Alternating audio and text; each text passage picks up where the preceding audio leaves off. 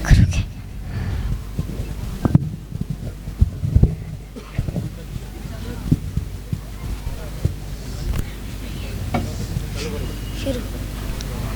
अस्सलामु अलैकुम वरहमतुल्लाहि वबरकातुहू दादा जान। वालेकुम अस्सलाम वरहमतुल्लाहि वबरकातुहू। कहाँ से आ रहे हो बेटा? अब्बू के लिए गुटखा लाने गया था। हाँ, मेरे लिए तुम्हारा बाप लाता था, तुम्हारे बाप के लिए तुम लाते हो और तुम्हारे लिए तुम्हारा बेटा लाएगा। चलने दो, जाओ तुम्हारे अब्बू को बुला के लाओ।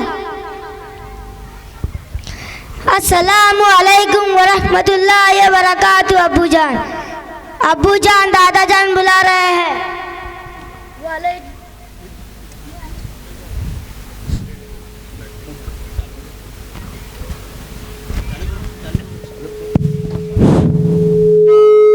वालेकुम अस्सलाम वरहमतुल्लाहि वबरकातुहू। मैं आ रहा हूँ। हाँ अब्बा जान क्या बोल रहे हैं? मैं कई दिनों से देख रहा हूँ तुम नमाज नहीं पढ़ते, क्या वजह है? तुम नमाज नहीं पढ़ रहे हो तो तुम्हारा बेटा भी नमाज में सुस्ती करने लगा है। मैं चाहता हूँ नमाज पढ़ने लग जाऊँ, लेकिन क्या करूँ, रोज़ी की तलाश में मारा फिरना पड़ता है। अगर मैं नमाज पढ़ने लग जाऊँगा तो रोज़ी कौन कमाएगा, पूरे परिवार को कौन खिलाएगा? नहीं बेटा, रोज़ी का बहाना करके नमाज नहीं छोड़ना चाहिए। नेक लोगों का अल्लाह खुद कफील है। अल्लाह खालिक भी राजिक भी है। वो मुझे और तुमको सारे जहां को रोज़ी देने वाले अल्लाह है। वो तमाम आलम के पालनहार है। हाँ कर दूंगा नमाज चालू जब बूढ़ा हो जाऊंगा।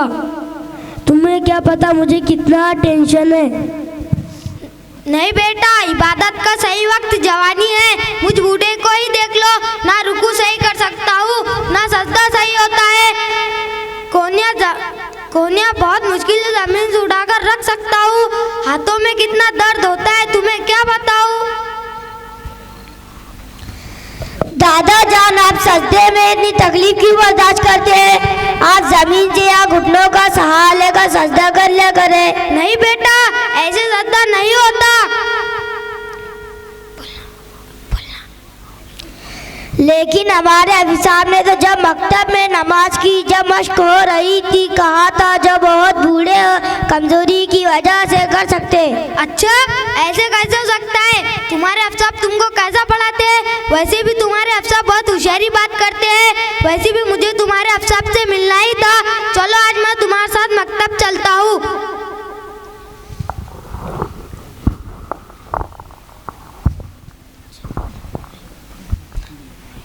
अस्सलामु अलैकुम वरहमतुल्लाहि वबरकातुहू। वालेकुम अस्सलाम वरहमतुल्लाहि वबरकातुहू। हाफिजा, तुम मेरे पोतों को क्या पढ़ाते हो? मेरा पोता कहता है जो बूढ़ा कमजोर हो जमीन से सहारा लेकर सजदा कर लिया करे। आपको पता नहीं, हदीस शरीफ में है सजदे में कोनियां टिकाकर बैठना मिस्ल कुत्ते के बैठने के बराबर है, बल्कि कोनियां उठी रहे। आपने जो हदीस बयान की इसका जवाब मैं आपको थोड़ी देर बाद देता हूँ। मैं बच्चों को किस तरह पढ़ाता हूँ इसका जायजा आप खुद ले सकते हैं। बेटा तुम गुसल के फराइज सुनाओ। गुसल के फराइज, गुसल में 3 फराइज है। नंबर 1 गलगला करना, रोजा उतवली करना। नंबर 2 नाकिन हरम हड्डी तक पानी पहुंचाना। नंबर 3 पूरे बदन पर इस तरह पानी बहाना कि एक बार बराबर भी कोई जगह सूखी न रहे। बेटा तुम वजू के फराइज सुनाओ। वजू के फराइज, वजू में 4 फराइज है। नंबर 1 पेशानी के बालों से ठूडी के नीचे तक, एक कान की लहू से दूसरी कान की लहू तक पूरा चेहरा धोना। नंबर 2 दोनों हाथों को कोहनियों समेत धोना। नंबर 3 चौथा हिस्सा का मसा करना। नंबर 4 दोनों पैरों को टखनों समेत धोना। बेटा तुम कलमा तैयबा बताओ, सुनाओ। कलमे के 2 जुज़ है। नंबर 1 ला इलाहा इल्लल्लाह। नंबर 2 मुहम्मदुर रसूलुल्लाह। बेटा तुम कलमा तैयबा का तर्जुमा सुनाओ। कलमे के 2 जुज़ है। नंबर 1 ला इलाहा इल्लल्लाह। नंबर 2 मुहम्मदुर रसूलुल्लाह। बेटा तुम कलमा तैयबा का तर्जुमा सुनाओ। बेटा तुम कलमा तैयबा का तर्जुमा सुनाओ।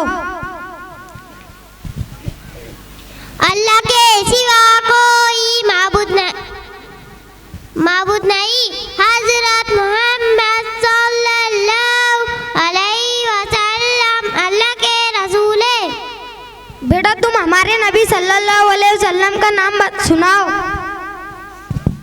हमारे नबी सल्लल्लाहु अलैहि वसल्लम का नाम हजरत मोहम्मद सल्लल्लाहु अलैहि वसल्लम है। बेटा तुम नमाज के फराइज सुनाओ। नमाज के फराइज, नमाज के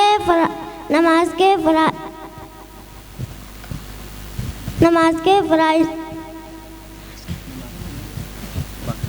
नमाज के बाहर के फराइज, नमाज के 7 फराइज है जिन्हें शराइत कहते हैं। नंबर 1 बदन का पाक होना, नंबर 2 कपड़ों का पाक होना, नंबर 3 सत्तर का छुपाना, नंबर 4 जगह का पाक होना, नंबर 5 नमाज का वक्त होना, नंबर 6 किबले के तरफ रुख करना, नंबर 7 नियत करना। नमाज के अंदर 6 फराइज है जिन्हें अरकान कहते हैं। नंबर 1 तकबीर तहरीमा यानी अल्लाहू अकबर कहना, नंबर 2 कयाम करना यानी सीधा खड़े होना, नंबर 3 किरात करना यानी कुरान मजीद पढ़ना, नंबर 4 रुकू करना, नंबर 5 दोनों सजदे करना, नंबर 6 कायदा आखिर में तशहुद के मिकदार बैठना।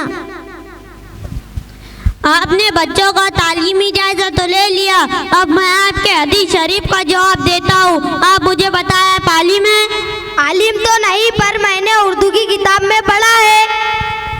आपके सामने सारी हदीस है, सिर्फ एक हदीस देखकर आप मुझ पर एतराज कर रहे हैं। मेरे सामने सारी हदीसें तो नहीं।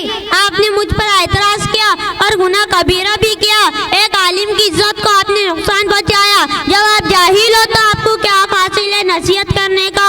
हुज़ूर सल्लल्लाहु अलैहि वसल्लम की 2 सुन्नत है, एक जवानी की, दूसरी बुढ़ापे की। बुढ़ापे में आप सल्लल्लाहु अलैहि वसल्लम का जिस्म मुबारक भारी हो गया था तो आप सल्लल्लाहु अलैहि वसल्लम अपनी कोहनियों से घुटनों पर सहारा लेते थे।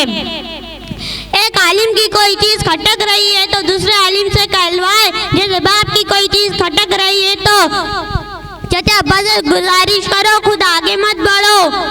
यहाँ जिसको देखो खुद ही मुफ्ती बना हुआ है। यहाँ मुफ्ती मुफ्त के इल्म वाले मुफ्ती नहीं है। हदीस शरीफ में आता है जो फतवा देने में ज्यादा जरी है वो जहन्नुम में जाने के लिए जरी है। ऐसे मुफ्त के मुफ्ती और मसले के बारे में अपना जाती ख्याल जाहिर करते हैं। मेरे ख्याल में मसला यूँ है, अब तो ठेले वाला भी कहता है मेरे ख्याल में मसला यूँ है। उन अकल के अंदर से कोई पूछे कि भला दीन में भी ख्याल चलता है? अल्लामा जामी रहमतुल्लाह अलैह ने भी फिका की किताब शामी में ये फरमाया कि जो शख्स बगैर तहकीक के मसला बताने में ज्यादा जरी होता है वो जहन्नुम में जाने के लिए जरी होता है। पहले किताबों में देखो, अगर समझ ना आए तो अपने असातिज़ा मुस्तनद से पूछे और उनके पास साहिल बनकर जाए। कोई एतराज ना करो, बाअदब से कहो हजरत एक सवाल पूछना चाहता हूँ। उम्मत शागिर्द की तरह पूछो, उम्मत के लिए जरूरी है शागिर्द की तरह पूछे। अस्सलामु अलैकुम व रहमतुल्लाहि व बरकातुहू। जी अफसर, मैं माफी चाहता हूँ, मुझे माफ कर दीजिए। आगे से गलती नहीं होंगी हर मसले। अस्सलामु अलैकुम व रहमतुल्लाहि व बरकातुहू। माशाअल्लाह, वालेकुम अस्सलाम व रहमतुल्लाहि व बरकातुहू। हजरात मोहतरम, बहुत खूबसूरत सा प्रोग्राम इन तलबा ने आपके दरमियान पेश किया और आपने बहुत खूबसूरत अंदाज में उस प्रोग्राम को समाअत किया। हजरात, इस तरह तल्ख नवाई से नहीं चलता है, इस तरह तल्ख नवाई से नहीं चलता है। काम दुनिया में बुराई से नहीं चलता है, इस तरह तल्ख नवाई से नहीं चलता है। काम दुनिया में बुराई से नहीं चलता है। मेरे बच्चों की इबादत भी है इसमें शामिल, घर फकत मेरी कमाई से नहीं चलता है। हजरात